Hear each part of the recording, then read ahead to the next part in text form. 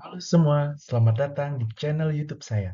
Saya Iputu Alderasman Seyoga, mahasiswa dari Prodi Magister Manajemen Sistem Informasi, Binus University Graduate Program. Nah, video kali ini kita akan membahas tentang Supply Chain Management dengan framework TOGAF pada studi case manajemen SWMI. Nah, video ini merupakan lanjutan dari tugas mata kuliah IS Strategic Planning dengan dosen pengampu Bapak Gunawan Wang. Nah, saya rasa ini adalah sebuah topik yang akan sangat-sangat menarik dan bermanfaat bagi kita semua, khususnya bagi teman-teman yang berkecimpung di bidang yang sama. Jadi, sebelum kita lanjut, jangan lupa untuk menekan tombol like dan klik subscribe agar Anda tidak ketinggalan video-video menarik lainnya. Baiklah, mari kita mulai. Oke, langsung saja kita ke pembahasan yang pertama, yaitu kenapa sih saya memilih topik Supply Chain Management atau SCM. Jadi yang pertama, SCM itu adalah salah satu aspek penting dalam operasi bisnis, terutama bagi perusahaan seperti Suemi yang memiliki banyak rantai pasokan yang sangat kompleks.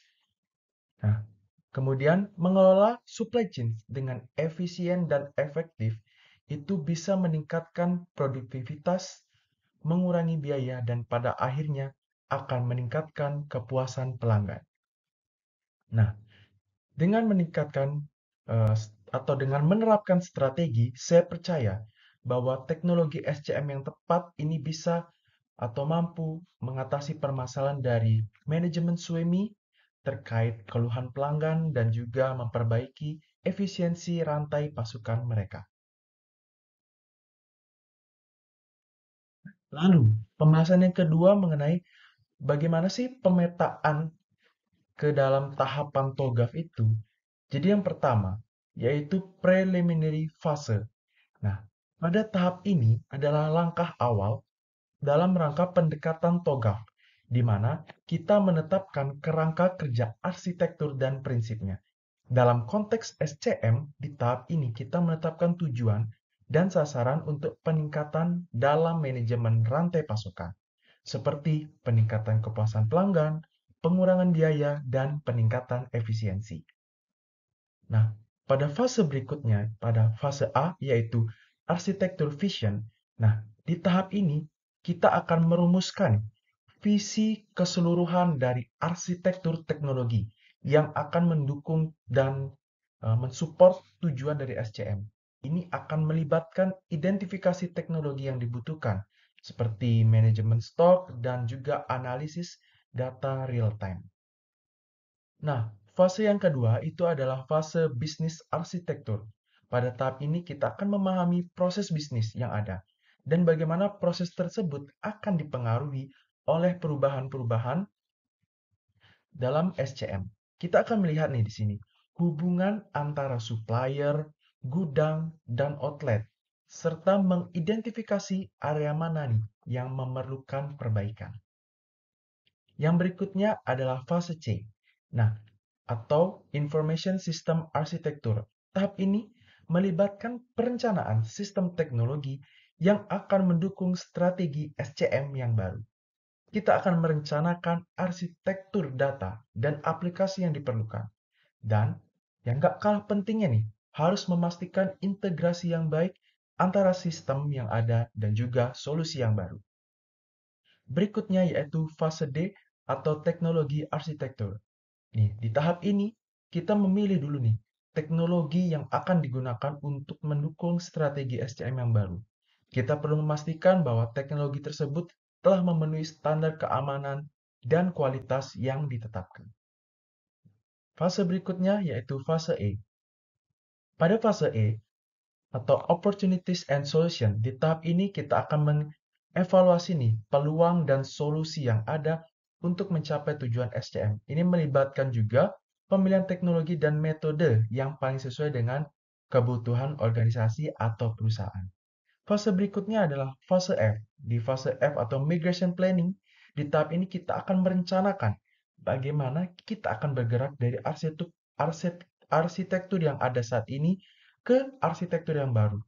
Ini menentukan atau melibatkan penentuan roadmap dan jadwal implementasinya. Fase berikutnya yaitu fase G atau Implementation Governance. Nah, di sini kita akan mengawasi nih implementasi solusi SCM baru untuk memastikan bahwa semua berjalan sesuai rencana dan menghasilkan manfaat yang diharapkan. Nah, fase yang terakhir yaitu fase H. Nah, atau arsitektur change management. Di tahap ini kita melibatkan pemantauan atau monitoring serta penyesuaian terus-menerus terhadap arsitektur dan strategi SCM,